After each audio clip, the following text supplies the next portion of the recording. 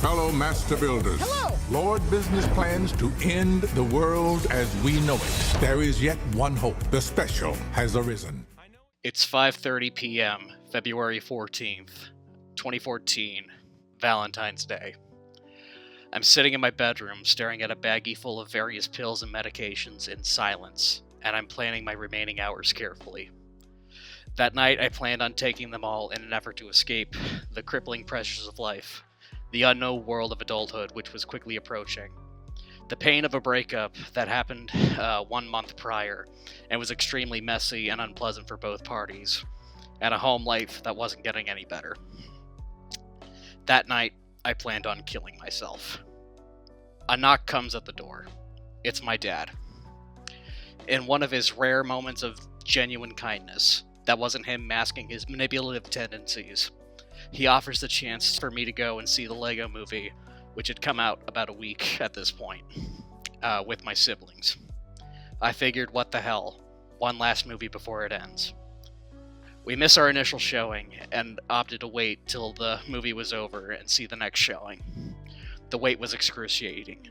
I was ready to die and I could not wait any longer. An hour and a half later, it's our showing. We take our seats and the lights go down. I was captivated by not only its quality, but what it was saying to me directly.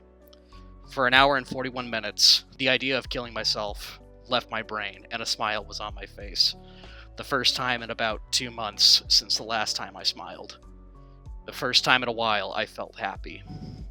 I left the theater walking on air, feeling fresh and anew. And then I got back to my room.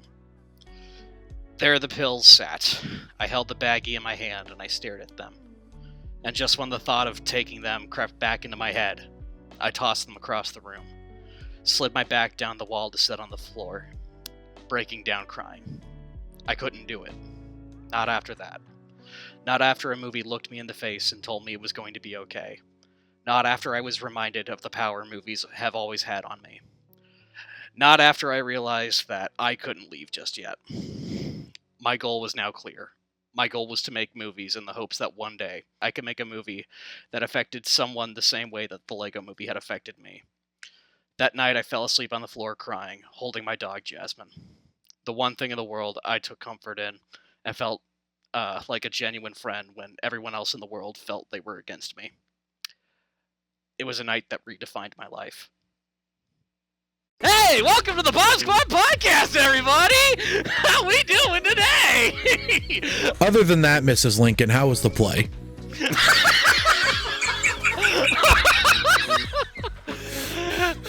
Alright, I'm your host and master of ceremony for this evening's special movie, Joseph Henry Brennick, and today I have with me... Hi, I'm Tanner Richard Kraft. Hello, I'm Cody Sweezo, the #1 LEGO fan of BOMB SQUAD. If you don't believe me, these are just the sets I haven't built. There are about 100 in the other room. Hell yeah. I am Toa Tahu, and I have a 1/2 second cameo in this movie. Hell yeah, that's right. And I guess if you couldn't pick up on me name-dropping the title of the movie we're talking about today in my opening monologue, or by Cody's Legos, if you couldn't pick up... If you haven't figured it out at this point, you're a fucking moron. I'm sorry. If you can't put 2 and 2 together at this point, yeah, you ain't gonna make it. I've got some bad news. You're an idiot. But we're talking about the Lego Movie today. If you couldn't tell by my opening monologue, a movie that genuinely means a hell of a lot to me specifically, and it's gonna be an interesting movie to talk about today. But before we get into the movie today, like I mentioned, this was a movie that means a lot to me. So our opening question is going to be a difficult one, but I'm curious to hear everybody's answers. Our opening warm-up question is, what is a movie that means something to you specifically outside of the context of whatever movie it is you pick? So it could literally be anything as long as it means something to you directly. It could be emotional, could be anything. I'm gonna give Cody a little bit more time to fester, because I think he's struggling a little bit on his answers. We were talking about that before we got started. So Tanner, you're an emotional guy.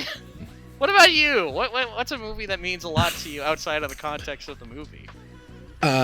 This is by far the hardest warm-up question I think I've ever gotten, because I've talked a lot about movies and how they reach me in the place I am in my life and how they mean a lot to me. Which means that I it's almost impossible to devoid. I can't really separate. How do I explain this? I don't know. A lot of movies have hit me in a special place in my life, but like, sure, I watched Boyhood when I was an adolescent, and that was sort of really formative for me. But that, I don't know if that means it means especially a lot outside of the context of the movie itself. I feel like that movie is designed to be, watched as a somewhat formative experience. You know, I could name a movie like, I don't know. There's a movie like, this is hard. This is actually really hard. This is a sincerely difficult question. There are movies like,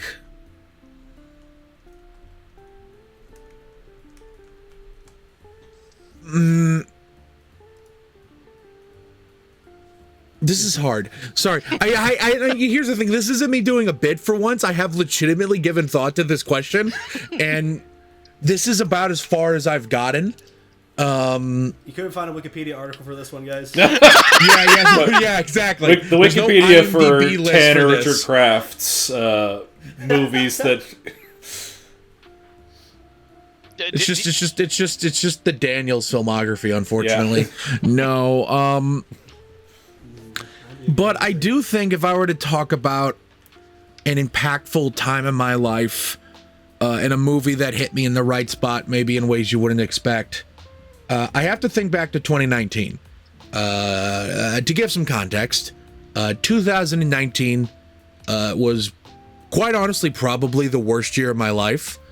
A person I at the time considered my best friend stopped being my friend. The person who I briefly considered my second best friend stopped being my friend. That was undone. Joe! I didn't say anything. And then I was engaged at the time, and then we broke up. That was my first serious real relationship. And at the time, my perspective on life was I didn't really know what I was doing in life in my future. I didn't really have real career plans. I didn't really have real plans for how my life was going to turn out. My plan was to spend the rest of my life with the partner I had at the time. Now that ended, and that was all most certainly for the best. But it was still a very difficult and challenging time in my life. And I'm willing to bet, as I'm going on this spiel, everyone here is probably thinking I am building up to talking about the movie Marriage Story, which I have talked about before.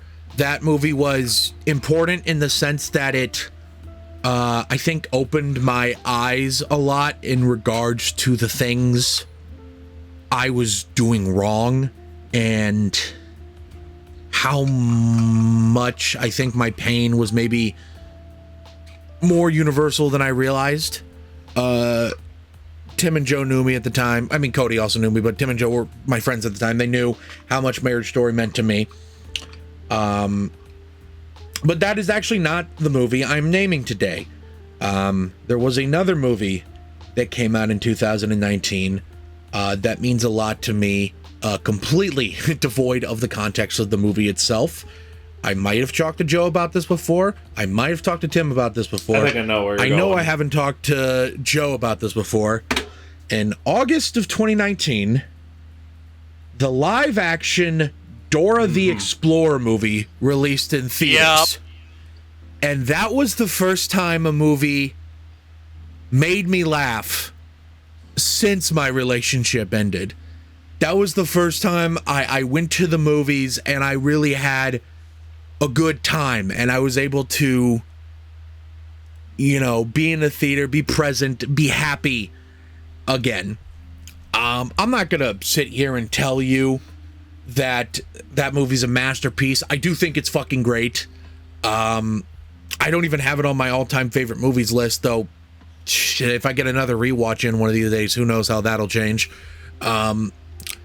It met me at a time in my life where I'll be honest, that first month or so after my relationship ended, I wasn't talking to people. I really shrunk away from life. I hid myself. I was intentionally in the shadows for a lot of time because you gotta understand, it wasn't just that, my partner left me, and that's obviously devastating in of itself, especially if you're planning on marrying that person. I know I said I'd lost my best friend earlier that year, but like that was my best friend. So it wasn't just that, your partner walks out on you. It's the person you talk to at the end of the day walking out on you. The person who you get to text meaningless bullshit to, which God knows the Bomb Squad Productions group chat has largely filled that role for me and and for Joe. I'm just going to say that. Joby's saying bullshit in that chat. Oh, 100%. And I have a girlfriend now, though, so I mean, it's not... Shut up. I just pop in every once in a while going, I should buy a boat. Yeah. Now I have a girlfriend that can hear about my meaningless bullshit. But, it was a month after maybe 3 weeks after my relationship ended, and the Dora the Explorer movie basically taught me how to smile again, how to laugh again. There was a time in my life where it sincerely felt like I didn't know how to do that anymore. So, it's not quite as dramatic as what Joe said, but given how dark a time in my life that was, the Dora the Explorer movie, it made me remember what it was like to have fun at the movies, and Lord knows that means a lot to me, and I had forgotten what it was like for just a brief period, and it was nice to get that reminder. Back to you, Joe. Welcome to the therapy episode of Bomb Squad, ladies and gentlemen. I swear to God, we're gonna make jokes at some point. We will make jokes. So true. We gotta Get to make this jokes. part for the jokes. Anyway, I'm gonna continue to give Cody some more time. I think Tim, you had mentioned that you're good to go, so we'll go with you.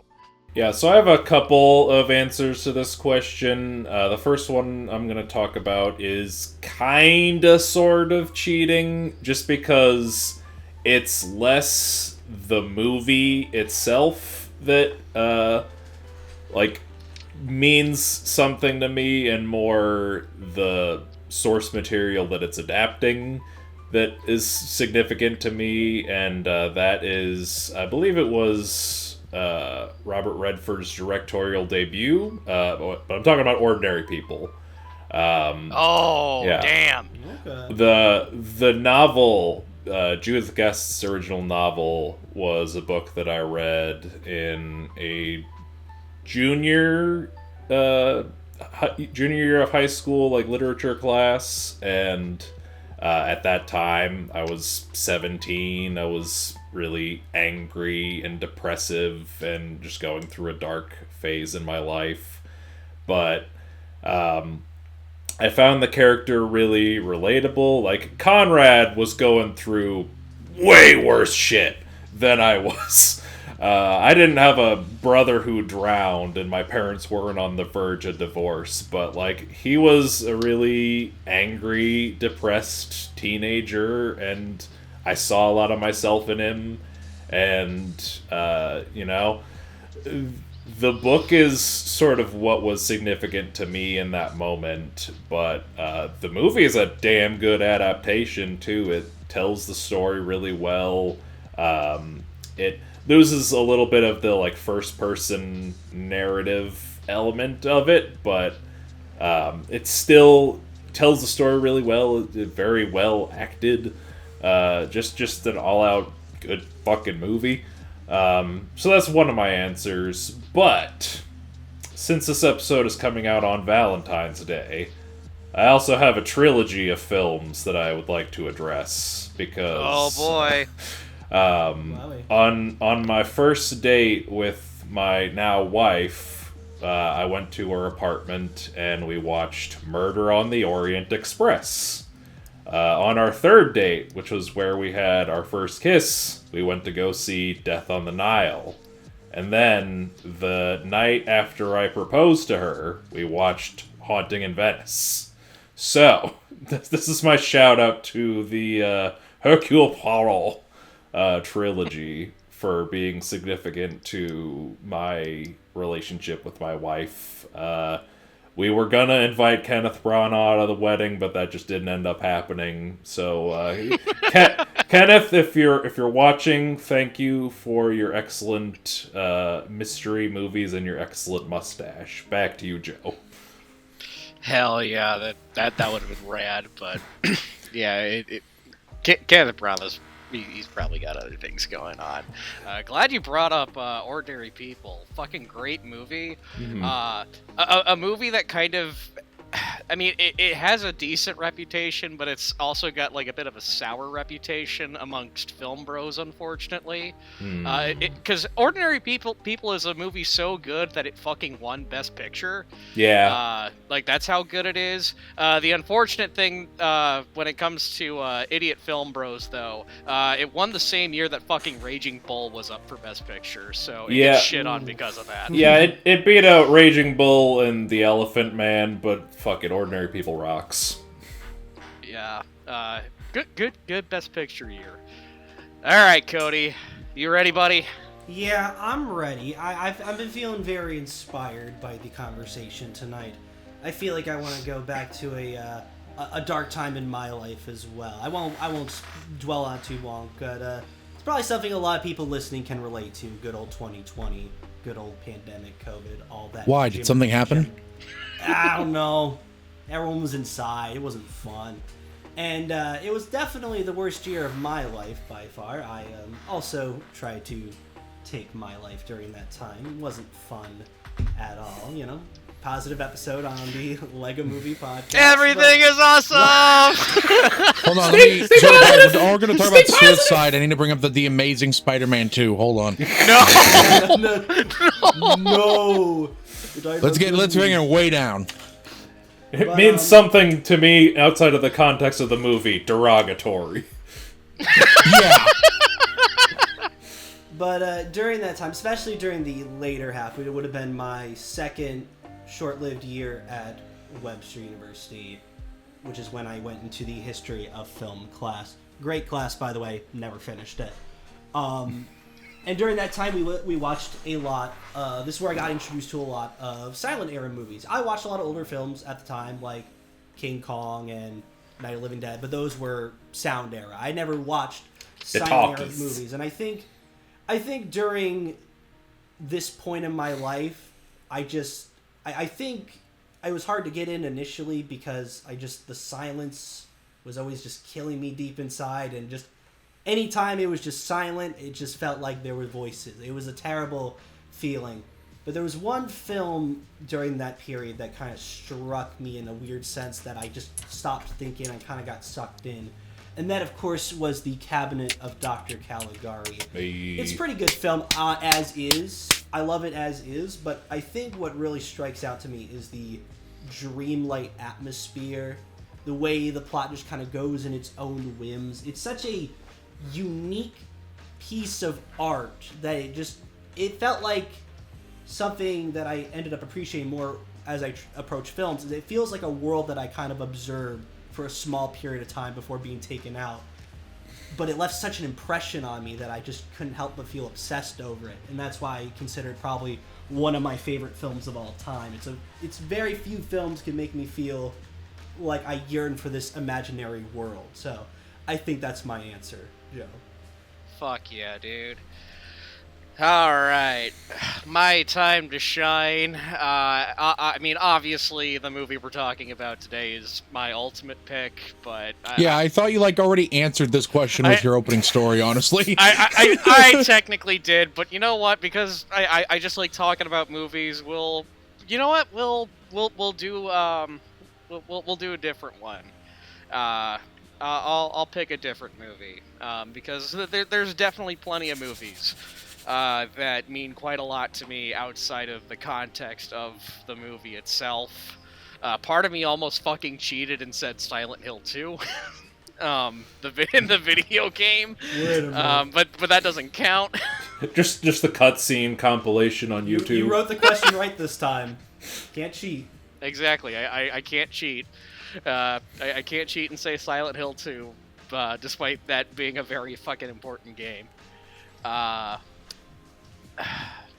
And you know, I kind of debated because the fucking both X-Files movies, more so Fight. I Want to Believe than Fight the Future, mean quite a bit to me because of it was. I had revisited them during a specific period of my life, but that's not going to be my answer. I mentioned my dog Jasmine, who sadly passed away a couple years ago. I think 2 years ago at this point. Which reminded me of another pet of mine who I was really close to that passed away. And I technically watched 2 movies to try and get over the death of specifically it was my ex-fiance's cat, not cat Charlie, that we both had when we were together. I got to say goodbye to him. Charlie unfortunately had cancer. You may remember this Charlie if you saw the I think it was the Batman episode. Was it the Batman episode? Yep, sounds right. Where you bit your finger. I bit my finger. Charlie. No, we don't reference NFT as on the show. I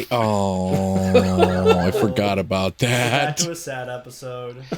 Motherfucker. Anyway. Other than that, Mrs. Lincoln, how was the NFT? Anyway, yeah, it's that same Charlie. The Charlie that passed away. Loved that cat to death. Absolutely wonderful cat. And I watched 2 movies to get over his passing. One of which I watched the night I got all of my stuff out of my ex-fiance's place and moved back in with my mother. Because I needed to just cry my eyes out saying goodbye to that cat. That movie being E.T. the Extraterrestrial. If you want a movie that perfectly encapsulates the power of what it's like not even just to have a pet but a best friend, that is easily one of the best movies to watch to kind of if you gotta fucking cry your eyes out, especially that ending is fucking rough. Every time Drew Barrymore is fucking crying, I am just a wreck. Holy fucking shit. The other movie that I watched when Charlie had passed away, and part of it was fitting because unfortunately the movie that I watched when I found out Charlie had cancer was The Shining. Because I was just feeling depressed and I needed to just scream at something. So I watched The Shining, and then my ex-fiance told me Charlie had cancer. The movie I watched not too long after Charlie had passed away was the sequel to The Shining, Dr. Sleep, which has a lot of themes about letting go and grief. There's a lot of themes going on in Dr. Sleep, and I would absolutely say grief and letting go is one of them.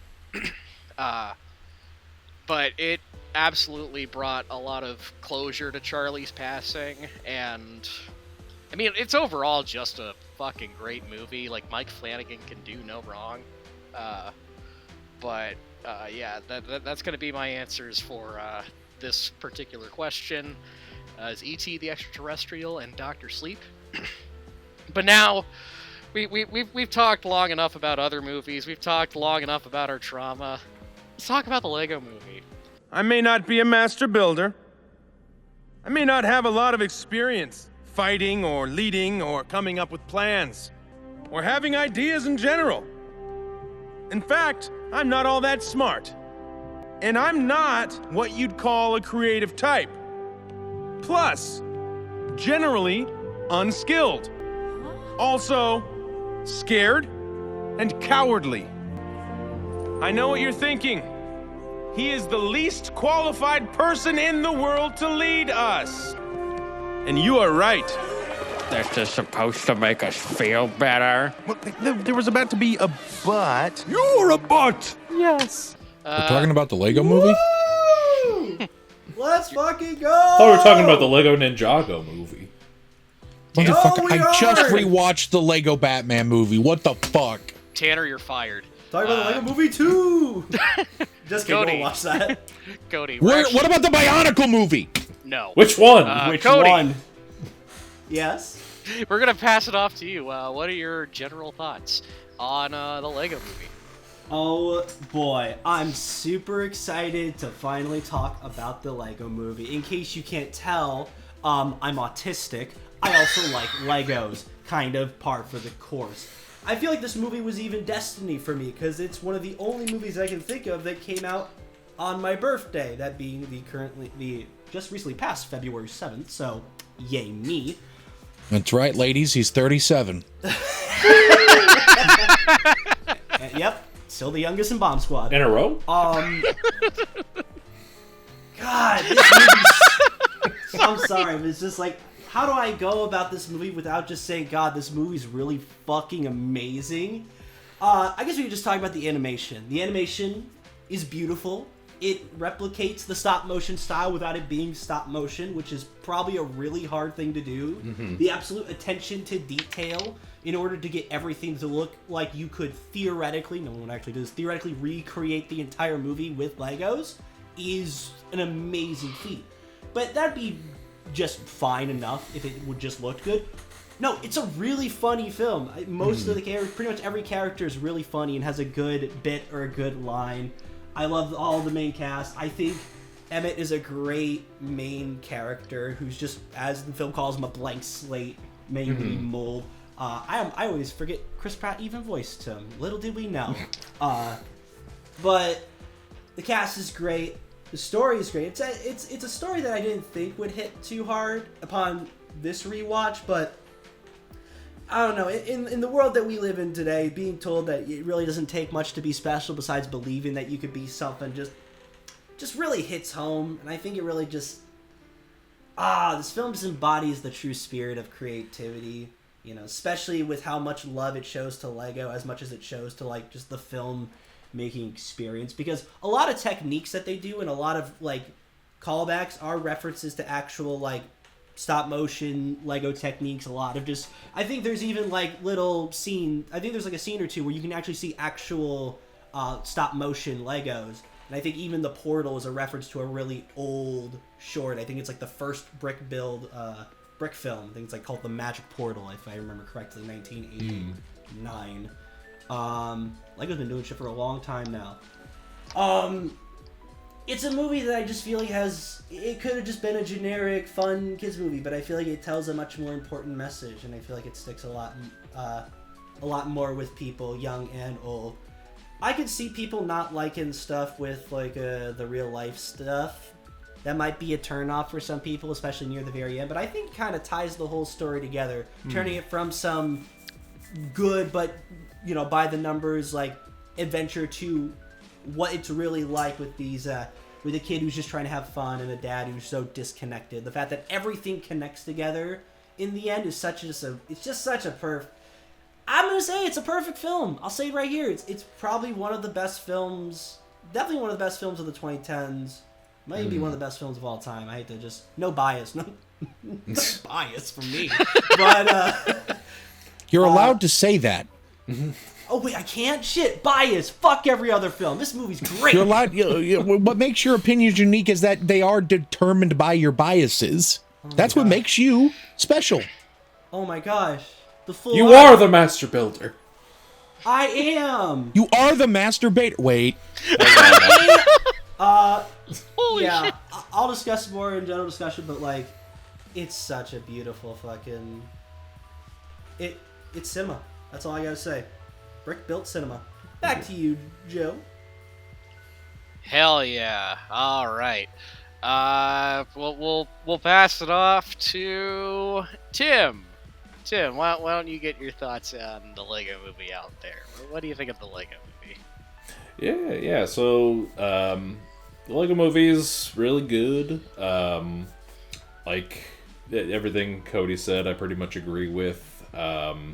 When this came out, I had just turned 21, so like I was, pretty freshly into adulthood, but like Lego was something that was a big part of my childhood. Fucking loved Legos.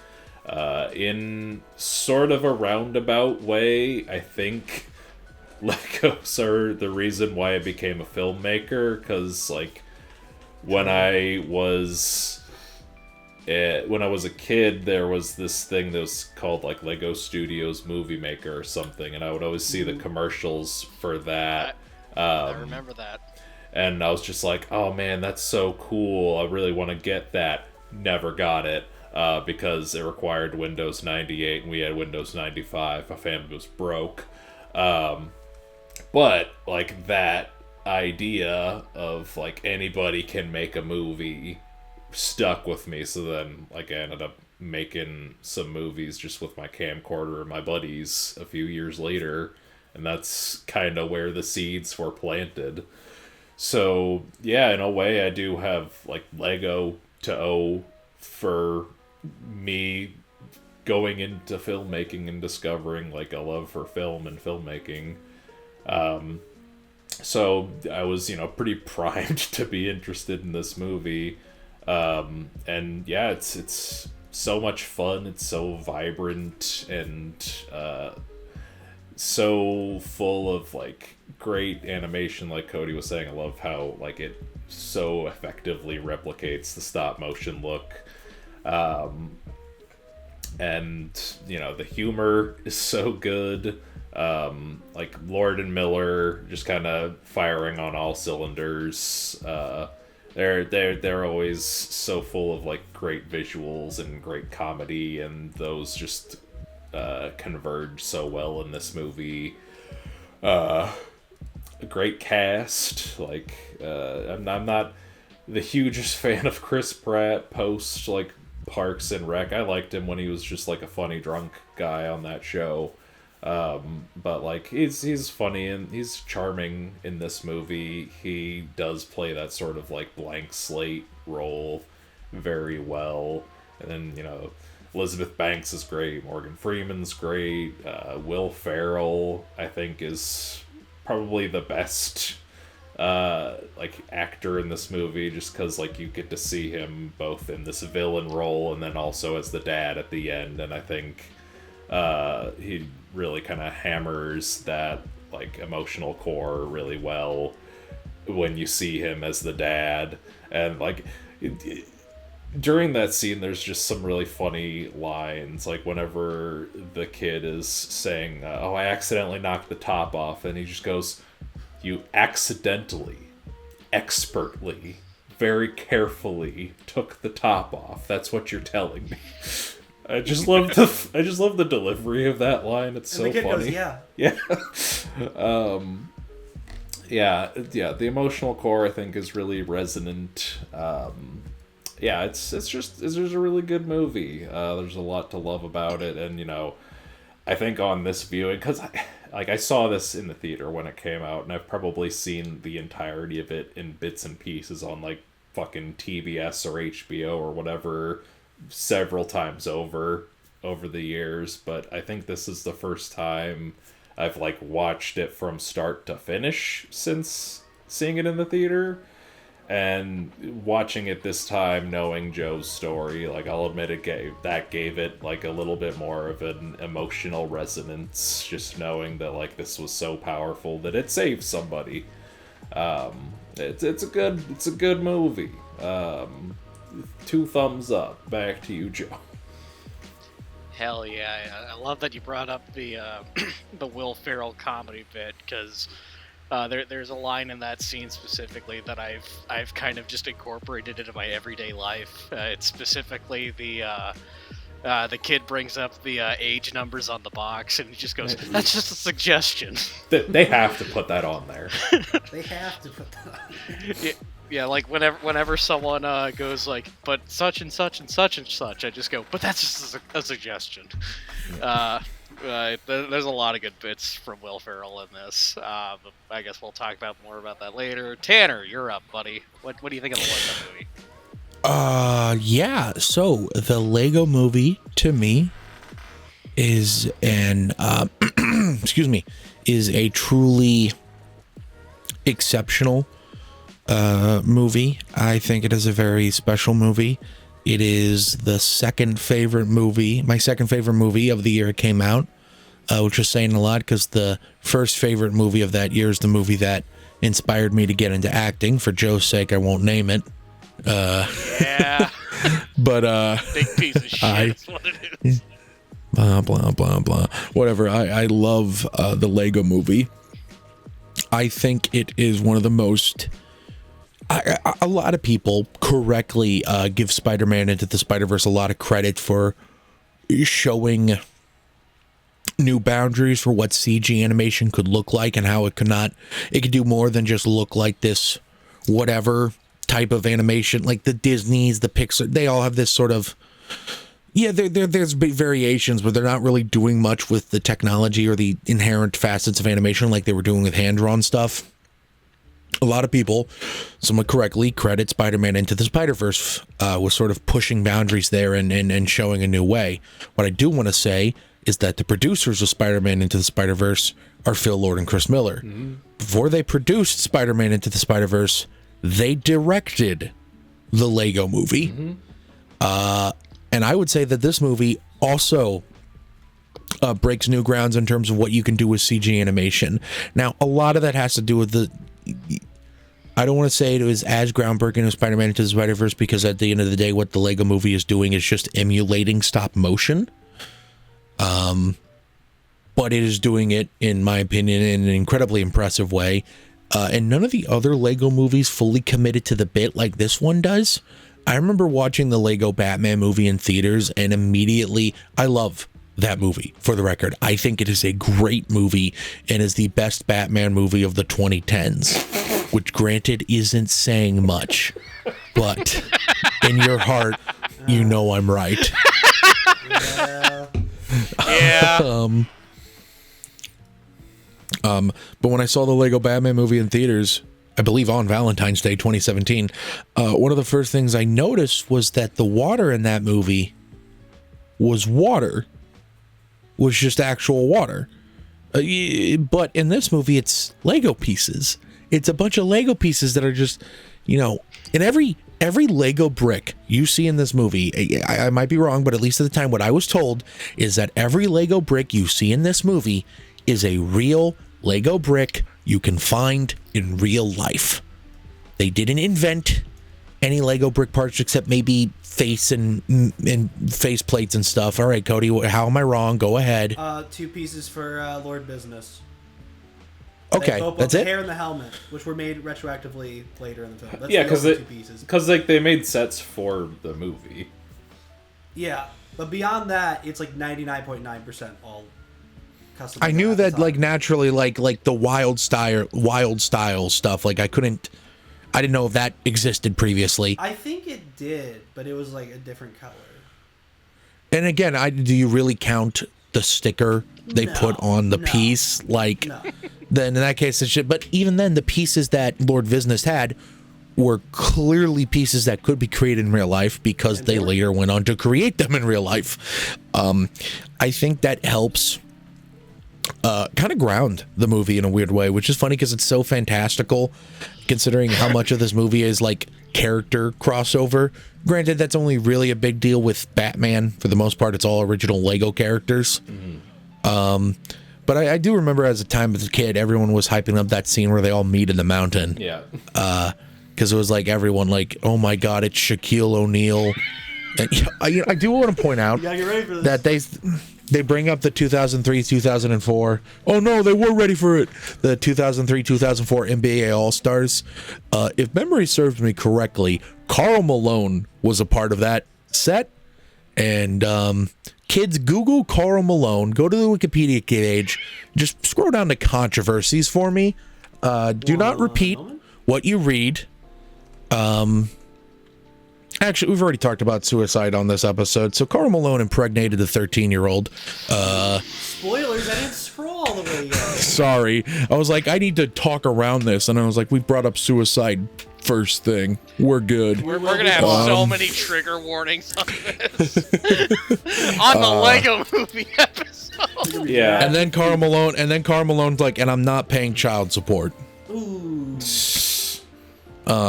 That sounds like a joke. No, that is an actual part of the story. What an asshole. Yeah, his minifigure isn't in this movie. Curious. Welcome. He ain't gonna be in Lego Movie 3. Ain't gonna be a Lego Movie 3. Yeah, these movies don't make money for some reason. Anyway, I really love the way it's animated, all the real life pieces. I love, Cody got into this. This is a message of anyone can be special. I think that's really important. I think that's a really important message for a kids movie, especially to deliver. I especially think in, a lot of kids, the hero's journey is a very popular story archetype for a reason, and the Lego movie does to a large extent follow the hero's journey. But I do tend to notice that hero's journey stories tend to fall into chosen one tropes. Not that chosen one is an inherently bad story thing. I just think it's important for kids to know that they don't need to be selected from birth to amount to something. I think it's important to tell kids that. The performances all around are fantastic. I truly think Chris Pratt is great in this movie. And quite frankly, the only thing that competes with it in his career, if you ask me, is his performance in the Lego Movie Part 2. Those are the best two performances he's given in his career, which was a big reason why when it was announced he was going to be Mario and everyone went, why don't they get a real voice actor? And all I could do was sit there and be like, he's given amazing voice acting performances. Give him a chance. A lot of good that did me, but say that someone that liked the Mario movie. Well, boy, he did just kind of do. It's a me. Yeah, stomping on Koopas. Eating lasagna. He is. Oh my God, he was Garfield. Fuck. He is amazing in these movies, though. The entire cast is great. I want to shout out Will Arnett as Lego Batman. I think his performance is the whole reason they made a Lego Batman movie, if you ask me, because he was just that good. But everyone's great. Nick Offerman, Charlie Day, Elizabeth Banks, Morgan Freeman. The whole cast kills it. Liam Neeson. Ooh, good cop, bad cop. How could I forget? Hey, buddy. I love... there's like a detail when like Lord Business is erasing the good cop face. You can see these like subtle fingerprint smudges on his on the head, and it's so cool. And here's the thing, for me personally, the real world stuff is what makes this movie go from great to all-timer. Like grounding it in reality like that after the whole movie does that stop motion thing is awesome. I think it's really fantastic. I think it makes the metaphor really strong. And it's kind of similar to Toy Story 2, isn't it? Toys are meant to be played with, damn it. Unfortunately, there's not a Funko Pop shelf behind me anymore that I can turn to. All I have are my movies. I guess I have the Michael Jordan action figure. I have a lot to say about this movie. Been short, great cast, great animation, special messaging. What more can be said that hasn't been said? It's like a perfect movie. Back to you, Joe. Oh man. Now it's my turn, and this is a fucking hard movie for me to talk about, man, because I have. Why? Did something happen? Why, yes, in fact, Tanner, something did happen. I thought the whole point was that something didn't happen. I thought that's why this movie was important. Well, I mean, I'm sorry. You're not wrong. Wait a minute. You're not wrong. Wait a minute. I have a better idea. No, I'm kidding. All right. This movie I have put on a huge fucking pedestal. I mean, if you could not tell from like my little opening bit, this movie it means quite a lot to me. This is the movie that saved my life. If I did not go to the movie theaters that night, I would probably not be here. I probably would not be on this show as a shadow person with these three wonderful folks who have entered my life and have made my life better, and in Tanner's case, sometimes worse. All right. Fuck you. Fuck you. Hey. What the hell? Hey. It's called a joke, and I'm trying to at least not make the mood too dour. Hey, you guys want to hear a joke? Tanner, I hate you. See, that's the funniest thing ever. All right. I love you, buddy. I love you. Yeah, no. This movie is fucking very important to me for all those reasons. I would not have made my first film. I would not have met wonderful people. I would not have created art. I wouldn't have... She's sitting right over there, and she's been hopping on my desk. I would not have this beautiful fucking cat that I am staring at right now in my life, who has saved my ass more times than I can count. I'm fucking crying just fucking looking at her. I haven't done this in a second. Joe cry counter. There we go. First one for matinee. There we go. Yeah, first one for matinee. That counter's dusty. What the heck? I've never gotten that low before, again, but I've gotten close. That cat's been there for me. This movie, it genuinely means the world to me. I'm happy that both Phil Lord and Chris Miller know this, because I've tweeted. I tweeted on the 5-year anniversary of my suicide attempt that their movie fucking saved my life. Them knowing that it saved my life also means a lot to me. Because I want them to know that. I can die a happy man now, but I'm not going to take my life. I just need to get that out there. But the movie itself, it's really fucking good, man. I love everything about it. I love the animation that's so fucking good that I was half convinced. Well, no, I wasn't half. I was convinced. Let me be real.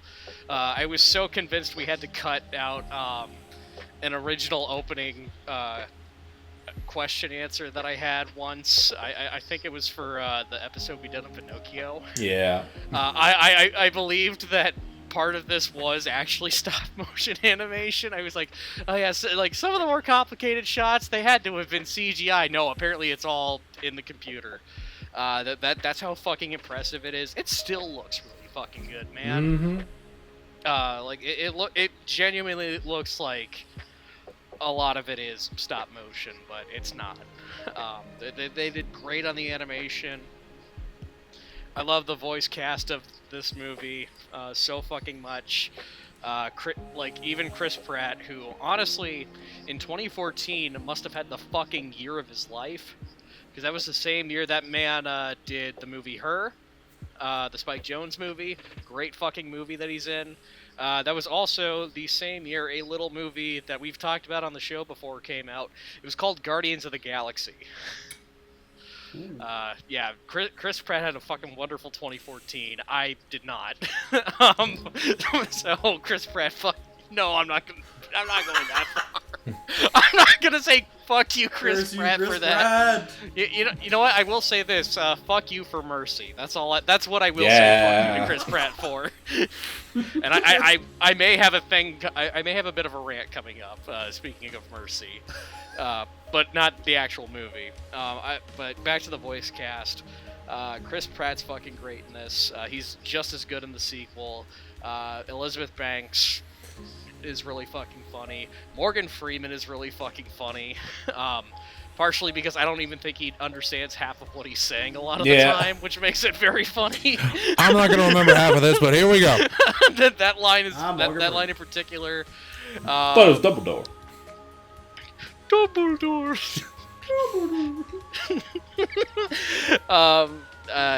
But Morgan Freeman's great. Alison Brie continues to prove why she's like one of the best fucking voice actresses that's also kind of famous, because she's definitely doing a voice that honestly could be fucking grating and annoying, but it actually kind of comes off as endearing. The standout, of course, is probably Will Arnett as Batman, as Tanner mentioned. A performance so good, they based an entire movie around it. And also another really good movie. I love everyone in this. I love the message at the heart of this movie. This is where I kind of get into my rants, because Tanner mentioned the importance in the message about creativity. Like, you don't need to be someone special. You don't need to be the chosen one to be the master builder. You can be anyone and be special.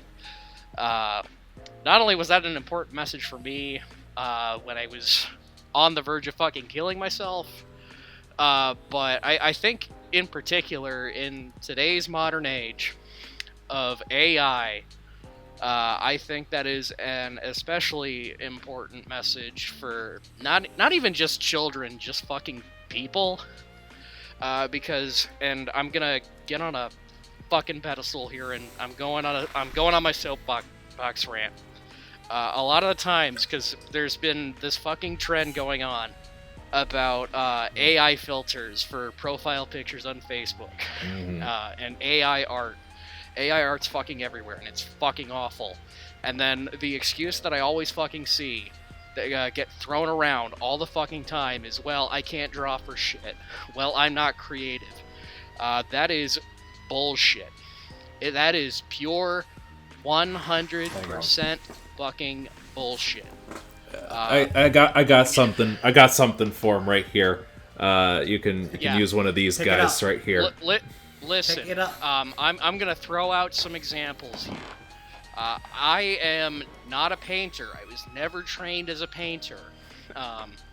I can hardly even draw for shit a lot of the time, but I especially could not paint. I don't even think I'm that particularly good of a painter, but I still paint. Painting gives me joy. Painting is a comforting experience. I just paint whatever comes to me. And it's like, I don't even expect it to be good a lot of the time, and there have been times where it's not that good. I've had to throw away canvases because I just wasn't happy with the results. But you keep trying. You just keep at it. You do whatever you feel inside of you. You just fucking do it. I'm bringing him up too because he's been on my mind a lot. Fucking David Lynch. That man in particular. Like, when you look at his paintings, of course they're world beloved because he's David Lynch and he did his style, but look at some of his doodles. Look at Dumbland. You could make Dumbland. Dumbland is kind of intentionally drawn very crudely and rough. You can do that. Like, it doesn't have to look great. Just fucking do it. We live in a fucking world where fucking Alex Warren can write maybe the worst pop song of the decade and it be a #1 hit. but he fucking wrote it. He fucking did it. It's a hit. You don't have to be special. You can just make art. You don't have to be perfect at it. Just fucking do it. I'm not even that good a director, and I'm going back and I'm making a fucking movie, dude. Just fucking do it. Make your fucking art. Alright, I'm getting off of my fucking soapbox. Fuck AI art. Fuck you if you disagree with anything that I fucking said, because you're wrong. You can make art. Go make art. You are special. This movie is special. The fucking Lego movie is special, man. I love this movie to death. And we might talk about it a little bit more after a brief commercial break. Here is a commercial for the Steven Spielberg Presents the Lego Movie Maker set from 2002 that costs about like $250 was one that I found on eBay. So we'll see you after the break. What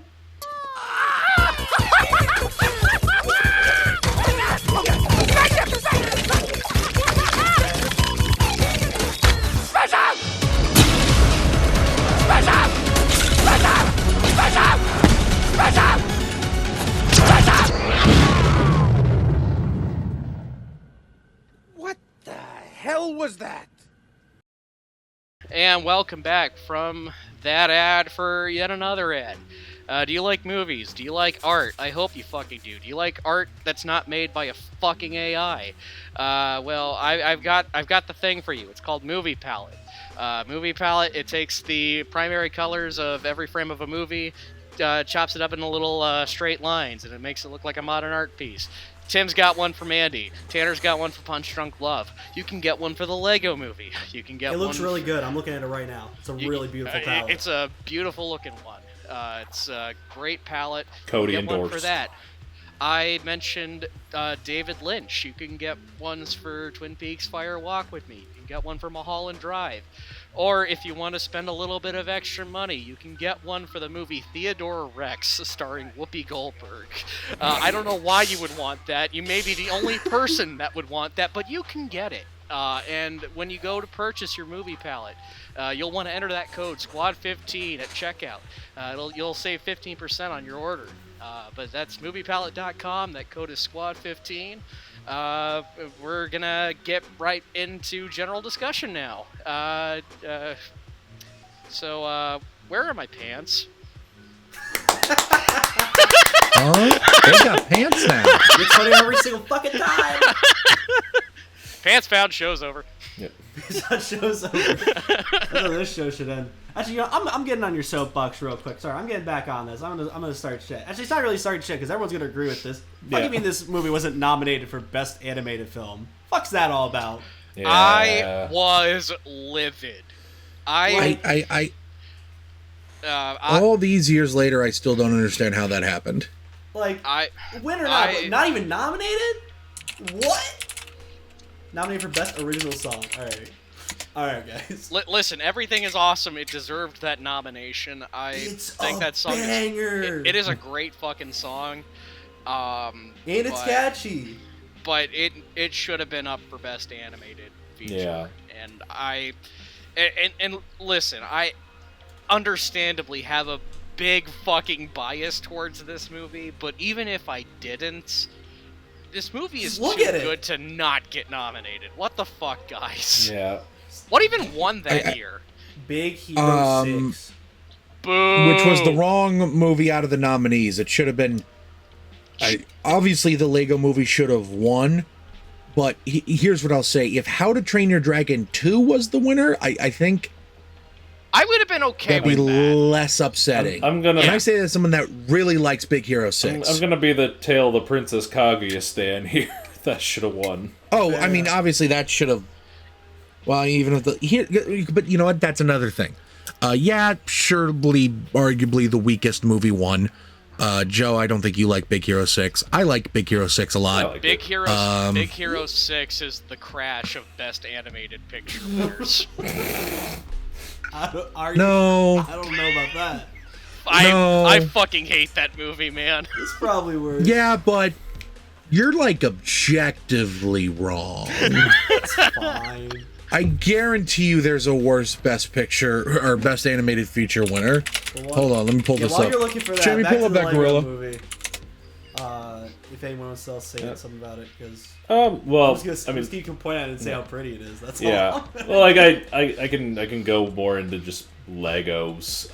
Like I was looking through my apartment trying to find, because I know somewhere I have a box of Bionicles and I wanted to show them off, but I couldn't find them. But I do have this little guy right here. I got this Grogu statue. Yeah.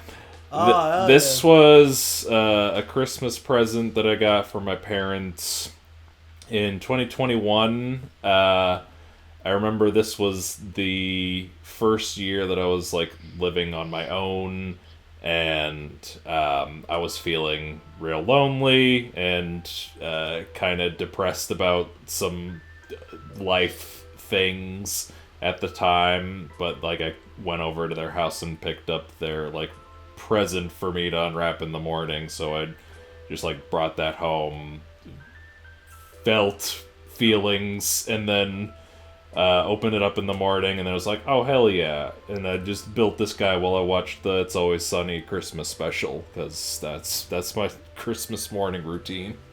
But yeah, this is the way.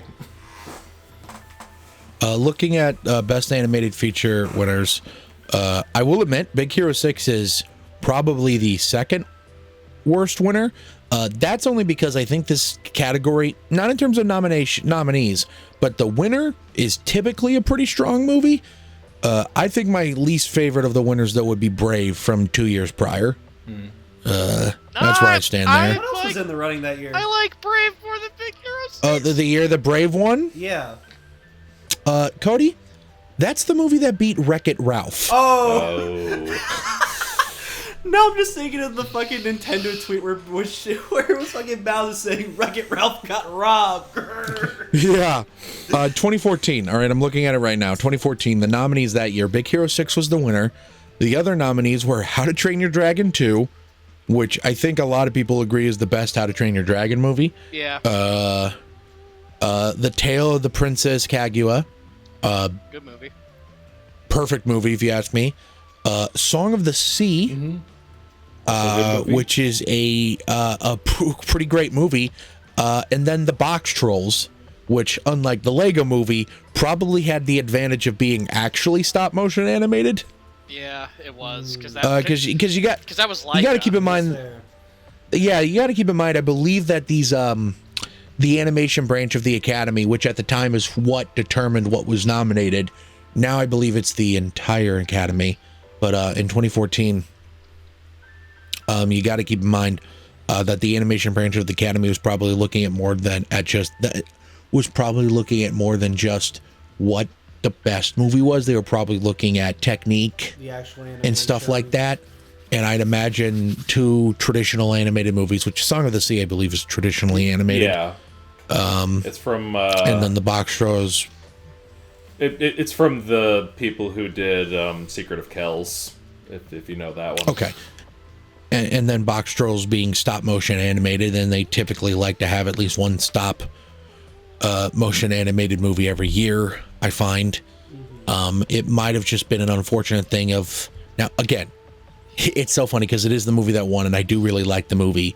Obviously, in this lineup, I would subtract Big Hero 6 for... the Lego movie, obviously. But, again, thinking about it from the animation department's perspective, I believe every time Disney releases a new animated feature, they usually invented a new type of animation technology to go along with it. That is typically why Disney animated movies have such large budgets. It's because a lot of it is dedicated to R&D. They're literally developing breakthrough technologies every time. I think something with like the drones in Big Hero 6 was a breakthrough for them. I can't remember. Again, it's frustrating, but if you actually look at the competition, that is like super stiff competition. Like the year before was the year Frozen won, and two of the nominees that year were The Croods and the second Despicable Me movie. also The Wind Rises, which at that time was Miyazaki's last movie. It was this. They always lying about that. It was Miyazaki's last movie of 2013. And then the next... Sheena's Secret is my last movie. I'm making I Want to Go to the Video Store. And then the year after the Lego Movie Part 2 came out was the Inside Out year. But then the other nominees were the Shaun the Sheep movie, When Marnie Was There, which is some Japanese movie, a Japanese animated psychological drama. Yeah. Oh boy. Yeah, that one's another Ghibli. Then fucking Boy in the World, which is some Brazilian movie, and then that bad movie Anomalisa, yes. Fuck off. Fuck you, dude. Yeah, sorry, I call it bad because it's not good, mostly. Fuck you, dude. Anomalisa was the best one out of all of them.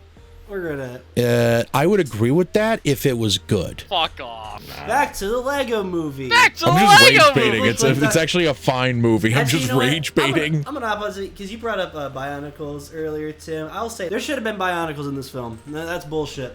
Yeah. Bionicles is the only reason this company still exists. And they get like I bet if they made a Lego Movie Part 3, they would have had Bionicle. Yeah. I'm sorry, what was that? What did you just say, Cody? What?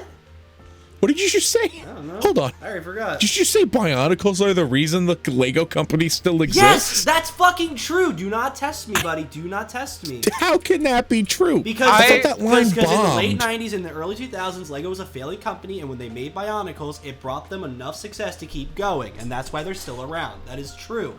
Counterpoint. That is factual. Counterpoint. What about the Star Wars license? That was right... I think it was like right after. It was a weird in-between. Because the only reason they did licensing, which they didn't want to do at the time, was because they were out of money. That's the only reason they did licensing. I wish they still didn't like doing licensing. Yeah. Remember when Lego sets were like a thing you could buy? Yeah. I'm pretty good at buying them. I don't know about you. Like every time they announce a new Lego set, I'm like, oh, how cool. It'll cost $500 retail. Oh, so this isn't for children anymore, huh? Yeah. Nope. And then, Overly priced Lego set. Okay, then, like, $556. Awesome! That and like every Lego set is just an IP now. There was a thing in like the early 2000s called Life on Mars, and that was just like Martians and tubes and shit. That shit was cool, and so was Bionicles. They kind of have a space theme again, but it's not the same. Yeah, they do still release like I know their botanical line is very popular. Oh yeah, which that's not IP unless you consider flowers intellectual property. Bro, fucking Ninjago was fairly recent. No, that was a while ago. 2010s. That's still the only Lego movie I haven't seen, but I think that's the last like big original character push one they did. They did another one, but it wasn't as big. But we're going off the deep end. If we keep talking about, we're going to talk about Lego Dreams. We're going to go off the deep end here. I remember Throwbots. Throwbots were cool. They did. You know, when Cody and I were at the Lego store the other day, they had a fucking telephone. Yeah, we were. That was cool. They did cover. You a like lot complained of, about it too. You were like, it doesn't have the right color or something. I'm picky what I buy. I know. Wow, I'm picky. Yeah. You could have fooled me.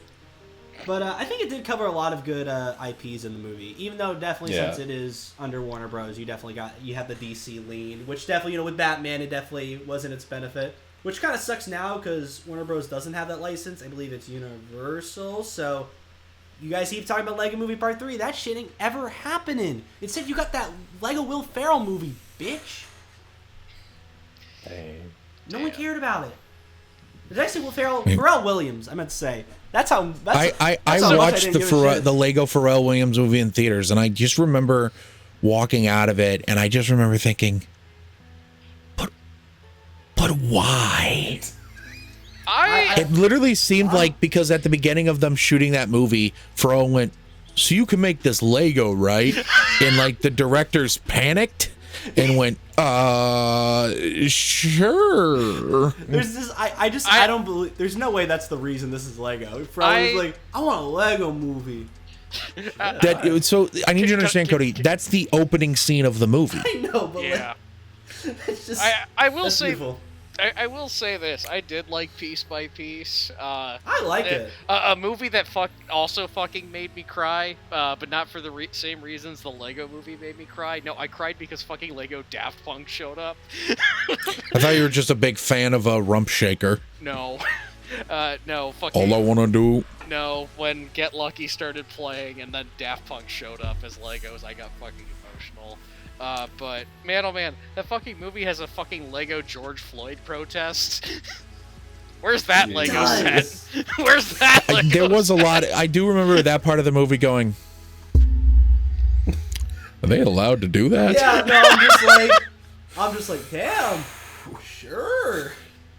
It's important. Because here's the thing, as fun as it being Lego is,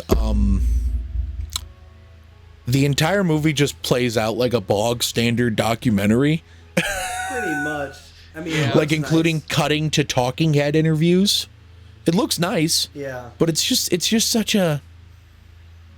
I think the problem. What did you get out of this? By the time you get to because by the time that movie came out, it's like about 10 years since the original Lego. Well, not the original. There's more before it, but since this Lego movie that we're talking about came out, and it kind of got to the point where after 5 of these, the beauty of the animation, it still looks beautiful, but it's kind of the point where it's like, okay, it can't carry the entire film. And at least with this Lego movie, the animation was not carrying the film. It was just the cherry on top to an already pretty good story. Granted, I'd be terrified if they animated this like they did with the former movies, like fucking Adventures of Clutch Powers. No one wants that again.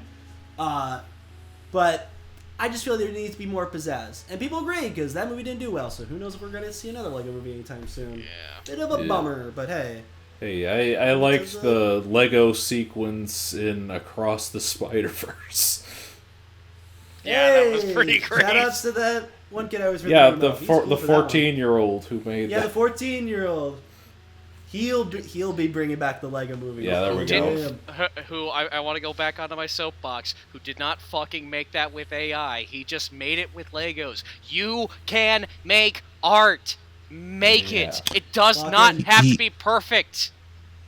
He made it with computer, not with Legos, to be clear. Yeah, there's a program for it. It's still art.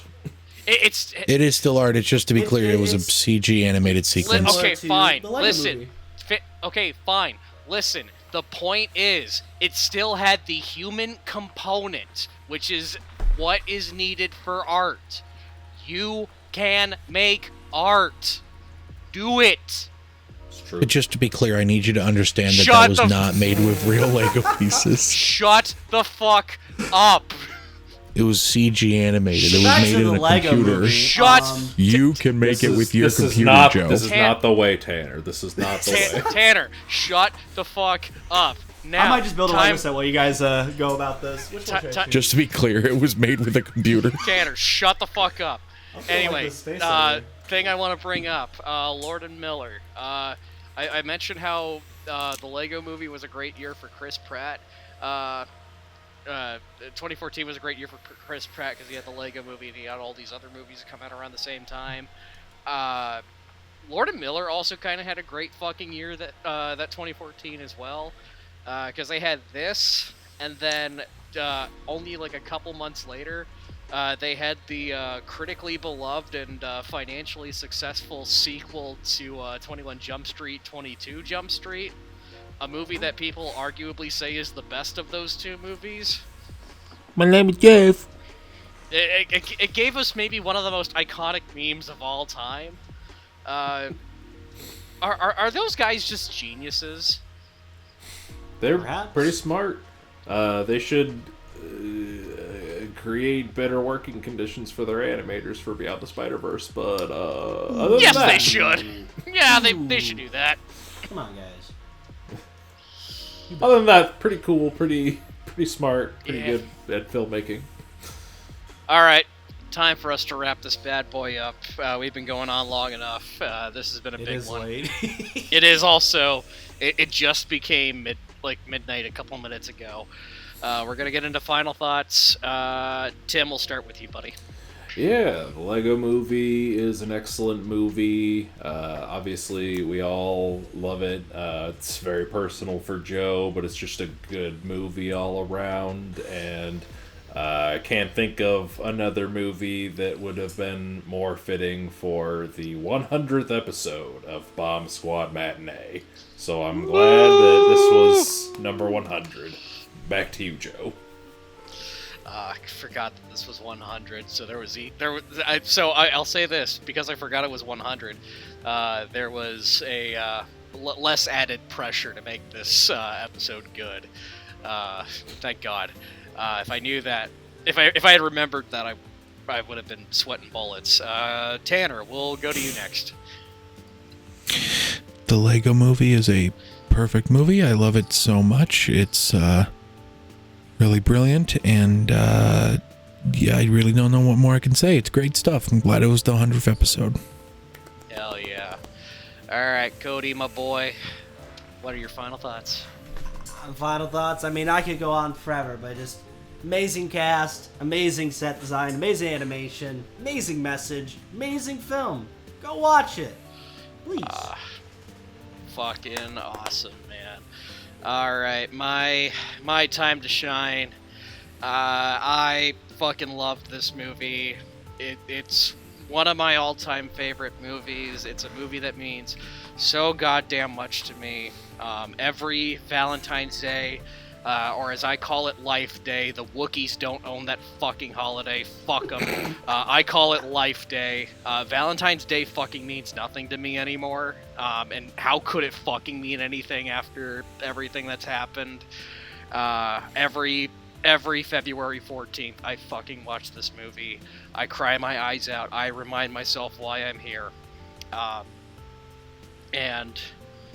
Every time, every time I hear these words, I burst into tears, and it's the note I'm gonna go out on.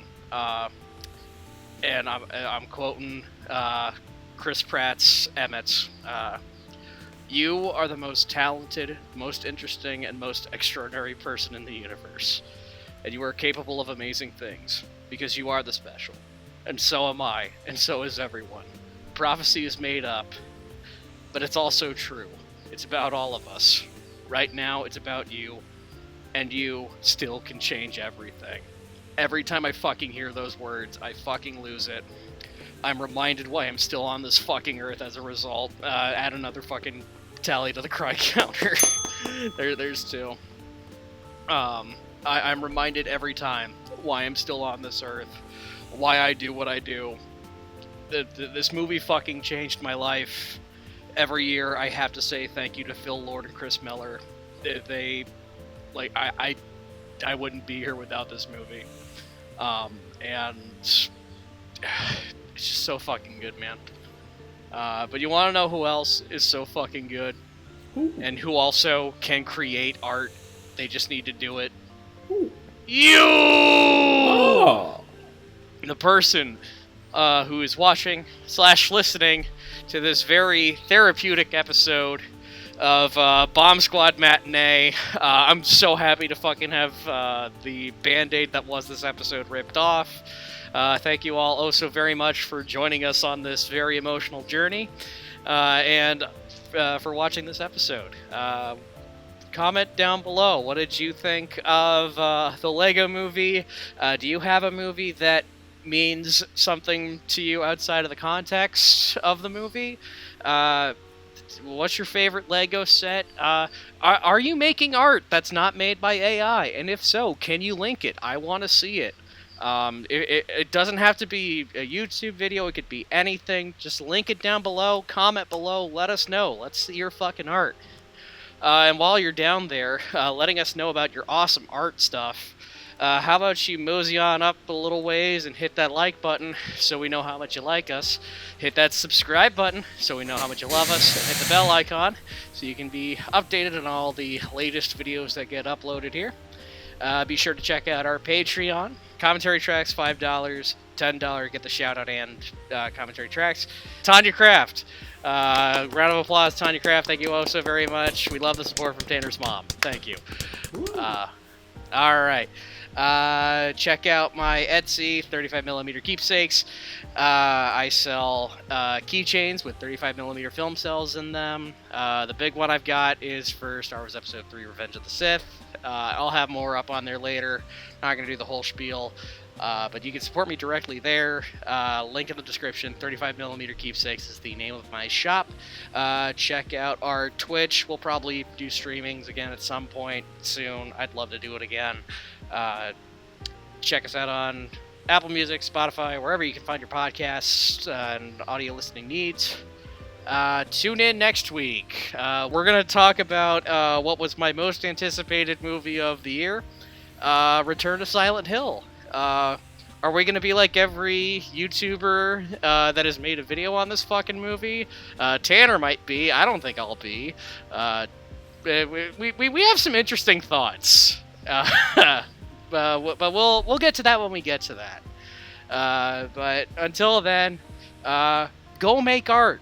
Go make art. You can make art. Just pick up a pencil, pick up a brush, type on a keyboard.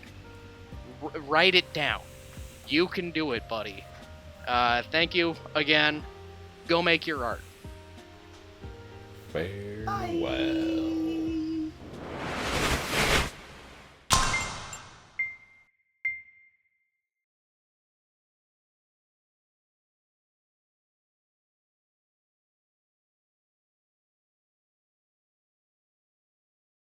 Just slid my ticket across the table and I said, "Sorry guys, I gotta see about a girl."